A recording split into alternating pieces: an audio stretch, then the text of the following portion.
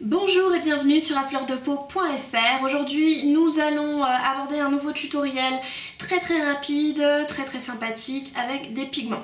Voilà, alors les pigments, je sais que pour certains, pour certaines, c'est pas toujours l'outil ou plutôt le produit le plus évident avec lequel on peut travailler en maquillage, mais finalement non, c'est très facile. Je vais vous montrer aujourd'hui comment on peut réaliser un make-up avec deux pigments, deux pinceaux et en arriver à ça tout simplement, à un résultat vraiment joli, lumineux, fondu, sans trop se casser la tête. Voilà, si vous êtes intéressé par cette vidéo et vous voulez savoir comment faire, comment manier les pigments, et ben je vous dis à tout de suite pour le début donc de la vidéo. Voilà, donc pour commencer, je vais appliquer mon Paint Pot Painterly, donc qui est une base neutre de chez MAC. Je vais utiliser pour cela un pinceau synthétique. Donc là, c'est tout simplement un pinceau de chez Urban Decay que j'avais eu dans la palette Naked, la première. Voilà, donc j'applique ça sur l'ensemble de ma paupière. La raison pour laquelle je n'applique pas de base irisée est tout simplement parce que les pigments ont assez de particules irisées et puis faut juste pas trop charger le make-up. Des fois, il faut faire des choix. Voilà. Donc j'estompe au doigt un peu les bords. Et j'en mets jusqu'à ce que ma paupière soit unifiée. Voilà. Donc le truc ici, c'est d'étaler, de commencer à étaler tout simplement au milieu de la paupière et après d'étaler le reste sur le restant de la paupière. Voilà, la prochaine étape c'est bien sûr de passer au pigment. Donc là je vous ai promis un tutoriel facile et rapide. Donc on va se concentrer pour le moment sur le pinceau 217. Donc vraiment un pinceau incontournable de chez MAC. Et je vais prendre donc le pigment Aurora qui est un genre de pigment taupe. Je vais en prélever très légèrement sur mon pinceau. Donc vous allez voir, je vais juste effleurer avec la pointe de mon pinceau le pigment et en prendre, voilà. Et je vais le faire pénétrer dans mon 217, dans le capuchon.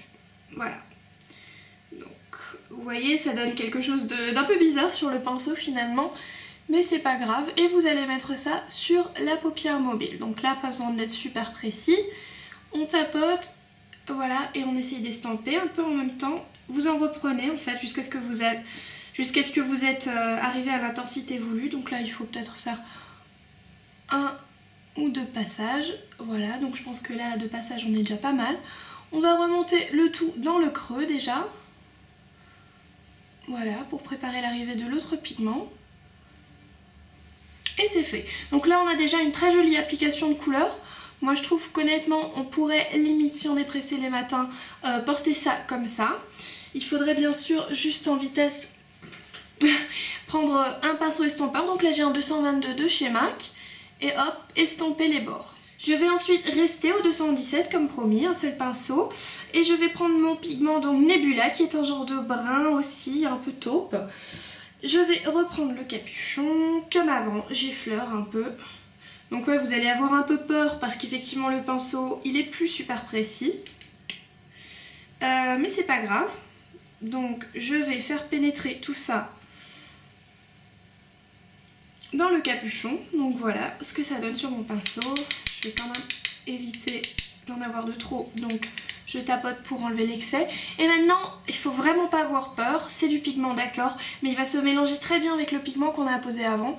Donc hop, je mets ça dans le creux. Voilà, j'effleure et j'étire le tout. Pas besoin d'être super précis, comme je vous dis, ça va vraiment très bien se mélanger. Hop, voilà, ça fait peur, hein, pour le moment, on est d'accord. Et je vais également passer ça avec le même pinceau au ras des cils inférieurs. La raison pour laquelle je reste au même pinceau, c'est parce que c'est plus pratique de 1.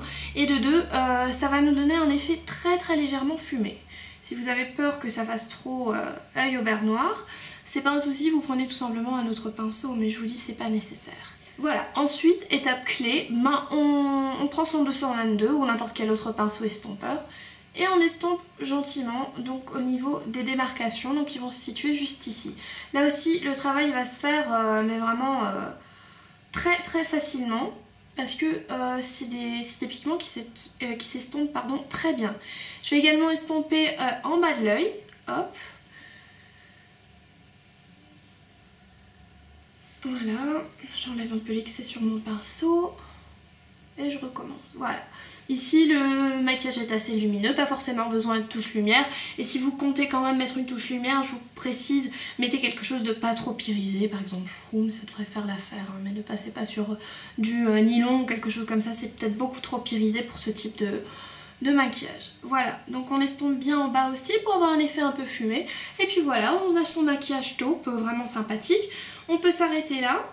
Ou alors on renforce un peu le contour de l'œil et je vais vous montrer tout de suite comment on va faire. Alors pour renforcer le contour de l'œil, rien de plus simple que ça, on va prendre un crayon noir. Donc moi j'utilise le Kohl Feeling de chez MAC. C'est un super kohl parce qu'il tient très bien en waterline. Après l'autre alternative que vous pouvez avoir, que j'ai testé, qui est vraiment comme le Feeling, parce que bon c'est une édition limitée, c'est de prendre le crayon 0 de Urban Decay. Il est vraiment de qualité tout à fait égale, hein. Donc on va tout simplement peser ça en waterline. Donc je commence par la waterline inférieure, donc la muqueuse de l'œil.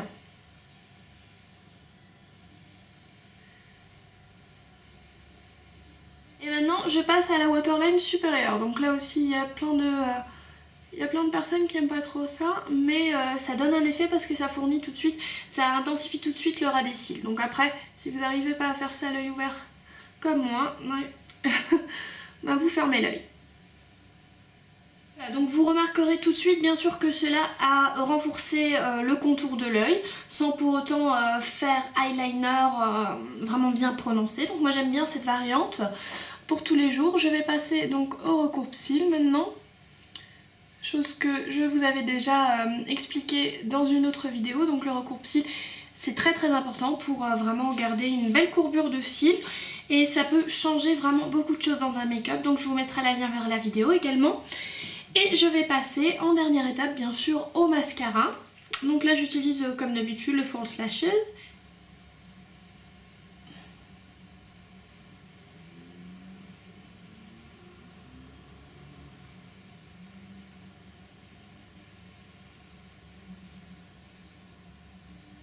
Alors la prochaine étape dans ce make-up ce sera de faire un peu le ménage. Donc avec un anti-cerne, je vais utiliser mon beau vieux...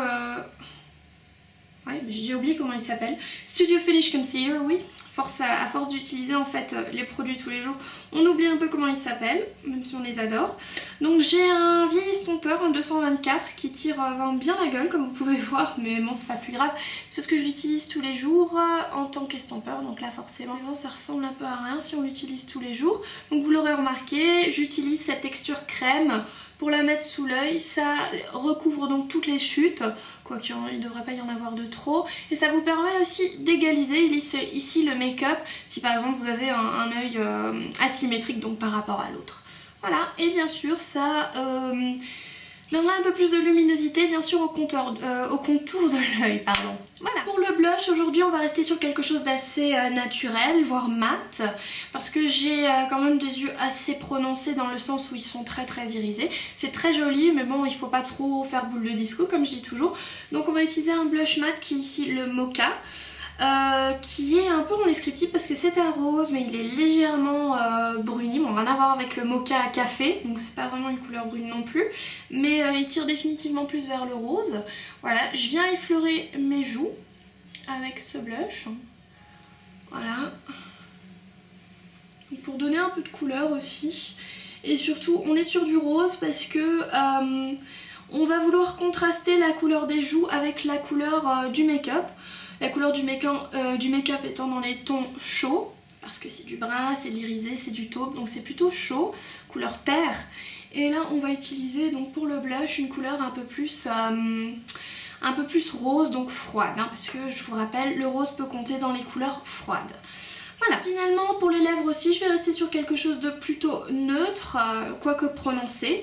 Donc là j'ai choisi, ne me demandez pas pourquoi, le Viva Glam 2 qui est un satin, donc qui est quand même assez mat, hein. Je vous rappelle que les satins c'est pas ma texture préférée parce que on voit beaucoup les petits plis de la lèvre, des lèvres, mais bon après on va rajouter un petit gloss par dessus, donc ça va changer tout de suite l'apparence de ce rouge à lèvres. Donc on va mettre ça.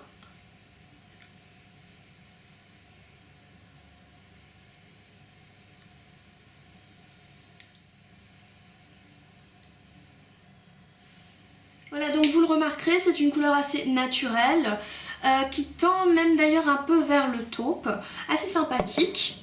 Mais bon, comme c'est du mat, on va quand même vouloir mettre un peu plus de brillance. Donc je vais rajouter un gloss. Le gloss que j'ai choisi de porter aujourd'hui est un nouveau gloss Sheen Supreme. Donc c'est ces genres de gloss en forme d'highlighter, en forme de touche lumière d'Yves Saint Laurent. Donc vous voyez avec un petit embout pinceau plutôt sympa. Donc c'est le Jasmine Honey qui va être assez... qui va juste être un gloss neutre. Voilà, donc je clique pour que ça sorte. Je vous dis, c'est pas la meilleure méthode parce que bon, des fois ça sort pas et on a tendance à cliquer et après on se retrouve avec une tonne de produits. Mais bon, j'aime bien ce gloss. Bon, je l'ai pas encore testé trop, mais a priori je l'aime bien parce qu'il n'est pas collant, il est très léger. Un peu comme un cream sheen glass, donc très agréable à porter au niveau de la texture. Après, bon, je suis pas trop adepte des gloss, donc je vais vous faire une revue un peu plus détaillée que ça assez rapidement. Voilà, donc comme vous avez pu le constater, on est là sur un make-up pigment, donc il faut vraiment pas avoir peur des pigments. C'est quelque chose qui peut se faire très rapidement et le résultat est vraiment très joli et contrairement à ce qu'on pourrait penser, très facile à réaliser. Donc là on est peut-être à 10 minutes dans la salle de bain le matin, donc en tout cas pour les yeux, où je pense qu'on peut même réduire le temps qu'on passe sur les yeux. Les pinceaux aussi, pas besoin d'avoir 5000 pinceaux pour avoir un super beau look pigment, pas forcément besoin d'avoir un pinceau synthétique, hein, comme je vous l'avais dit déjà dans plusieurs vidéos. Ça peut se faire avec tous les pigments irisés parce que tout simplement les pigments mat c'est pas forcément ce qui est le plus estompable entre guillemets, hein. Donc si vous avez deux pigments irisés, à ce moment donné les deux pigments se fondront très facilement ensemble, hein. Donc comme vous avez pu le voir, deux pigments quand même assez différents. Donc on a Aurora et Nebula, donc qui sont quand même assez un clair et un très foncé. Et vous voyez au niveau du make-up des yeux, c'est... je veux dire, c'est vraiment pas méchant. Voilà, donc j'espère que ce petit tutoriel vous a plu, qu'il vous a donné l'envie de vous mettre au pigment, ou en tout cas peut-être même de redécouvrir vos pigments que vous aviez dans un placard, parce que vous vous disiez peut-être, comme certains, que c'est trop difficile à utiliser, que ça prend trop le temps le matin dans la salle de bain. Bah finalement non. Voilà, donc laissez-moi vos commentaires, vos avis, n'hésitez pas à vous manifester, et puis je vous dis bien sûr à la prochaine vidéo ou au prochain article sur afleurdepeau.fr.